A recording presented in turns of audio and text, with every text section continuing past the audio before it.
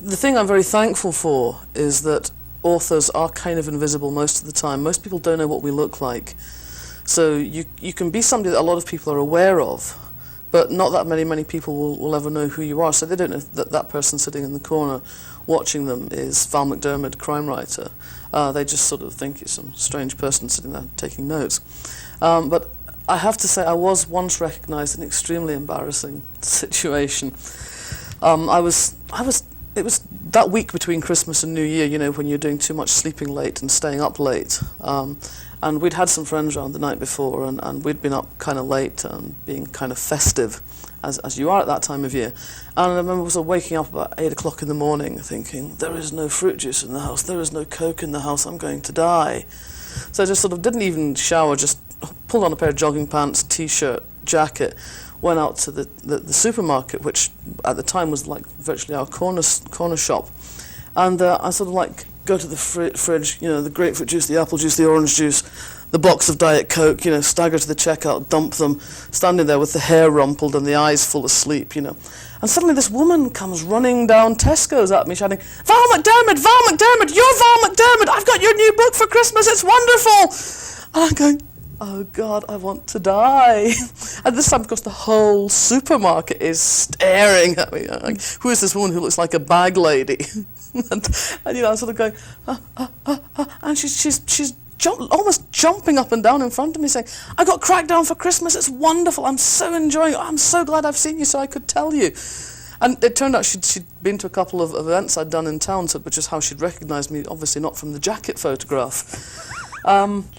But I was just mortified, you know, it was just awful. Teach you never to leave home again. Yeah, well, I sort of thought, you know, there are sort of some authors, obviously, who are recognised in the street, people like Ruth Rendell. Right. And you think, you know, how terrible it must be, you know, never to be able to sort of, you know, go down to the shops in your scruff. Well, I think Kate Brannigan is a wonderful character, and I really enjoy the PI books, which now number 5. Blue Jeans was the last one. New one out in England in the autumn. Right. And I don't recall the title. Starstruck, which I'm greatly looking forward to. But what I did want to ask you about for just a few minutes is that what I like in many ways best of all your literary output, having touched upon its vast range so far in our discussion, is your book reviews. I think you are absolutely one of the most brilliant critics that I have ever encountered.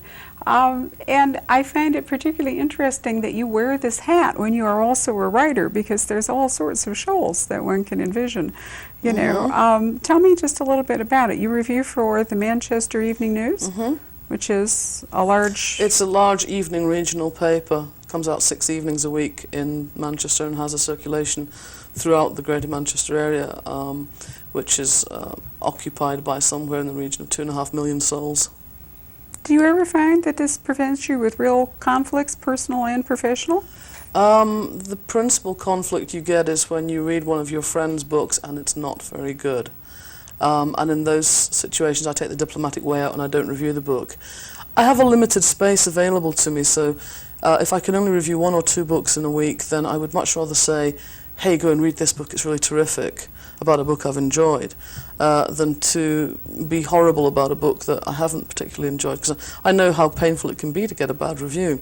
So I try to find books that I can feel positive about. You know, I'm not saying that I give everything a rave and say this is a perfect book, go and buy it. There's nothing wrong, I think, with writing a review that is largely positive, but if you also make a point that the writer can pick up on, if you make positive criticism, say this book is slightly weak in this area, then maybe the next time out they'll have that thought at the back of their mind. And I was very, I felt very touched by Ian Rankin, who won last year's Gold Dagger, who said to me, I'd criticised one of his previous books for having an ending that kind of tailed away a bit, that sort of faded out. And he said to me afterwards, I really took to heart what you said. He said, a lot of reviewers, you can just ignore what they say. He said, but because you're a practitioner as well, I have to take what you say seriously. And he said, I went away and thought about that before I wrote my next book. And his next book was Black and Blue, which won him the Gold Dagger. So I actually felt kind of vindicated by that and very gratified that he'd actually, taken seriously what I'd said. When you are a reviewer, wearing your reviewer's hat, whether friend or not has written the book, your real loyalty that runs to your readers of those book reviews, right? Not Yeah. to, and that I think that is always a problem that's awkward to overcome. And I admire the fact that you've done this for a long time and managed to maintain, apparently, without yourself becoming a murder victim, relations with your colleagues, and yet a very loyal readership. I probably shouldn't venture too close to Patricia Cornwell, given that I believe she packs a gun at all times. I think you do owe a loyalty to your readers, your constituency. If you review constantly for one periodical, people have a view of your work, whether they think she's a good reviewer, I like what she likes, or whether they even think I hate everything she likes. So I think you also have a duty sometimes when a book has been very heavily hyped and it is a stinker to say to your readers, hey, please, in spite of what you might read on the billboards, save your money. This is not worth buying. And that's difficult sometimes.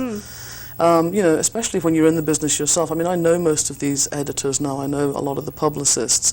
And it's very hard to slam a book that somebody's obviously enjoyed and seen somebody spending a lot of money on promoting. And now that you've won a major crime award and so forth yourself, it probably has heightened your profile and made your reviews even more significant to the people in the business who read them. So I just had wondered, because it seems to me kind of, there's a built-in potential for disaster doing it. Yeah, I think most people who know me know that I'm going to say what I think. And the only way to stop me saying what I think is probably to zip my mouth. Well, obviously, I love what you write, since you were kind enough to email and share it with me, and I frequently publish it in our own publication, largely because I admire it, and of course, opportunistically, I must admit, because I can't always read the British books that we are both involved with in time to make any meaningful remark, and better it is, I think, that we have this kind of partnership, which I greatly admire. And I'm grateful too for the chance to to speak directly to your readers too, and build up a relationship with them. And I do try, for those of you who might be interested, I do try to publish the text of Val's reviews on our website, www.poisonedpen.com, because I think it's very good for American readers to be able to key into a British viewpoint and see how you write, for example. You mentioned it, Patricia Cornwell, as opposed to how I might write. It's a different perspective. It's become such a multifaceted genre now. There's a lot of cross-fertilization, I think, between the British crime novel and the American crime novel. And I think that kind of cross-fertilization is terrific, and we're finding out what you're thinking, and you're finding out what we're thinking, and I think that the American writers' work is influencing British writers and vice versa. Definitely so. And I think that's fascinating. I mean, it's so different from maybe when it was in the supposed golden age, when you had like Hard-Boiled in the US and Cozy in the UK. It's sort of become much more meshing and different and exciting and such a broad church now, and that's the thing I love about this genre. I mean, I like good writing, whether it's a cozy or whether it's the hardest of hard-boiled. What I'm interested in is somebody who can write well and hold my attention and draw me into their book.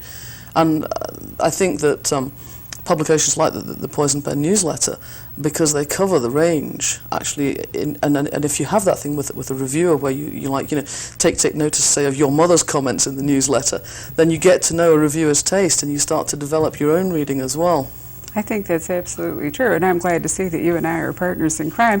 I might just mention, too, that Val, an English Rose, has come to Scottsdale just in time to get sunburned. Seriously sunburned. No, that's not burned, it's just pleasantly well, you almost look as though you're wearing one of those necklaces that are Well, we all know why that is, don't we? I spent this morning sitting outside in the garden when I should have been lying back and sunbathing, correcting proofs for Barbara, with her other hat on as publisher. All true. It's really been a lovely association, and I'm very pleased that Val was able to come and talk to you today and to me about some of the cross-fertilization techniques that we use for crime fiction. Thank you very much for joining us in another episode of our criminal calendar. And Val, really, I do thank you.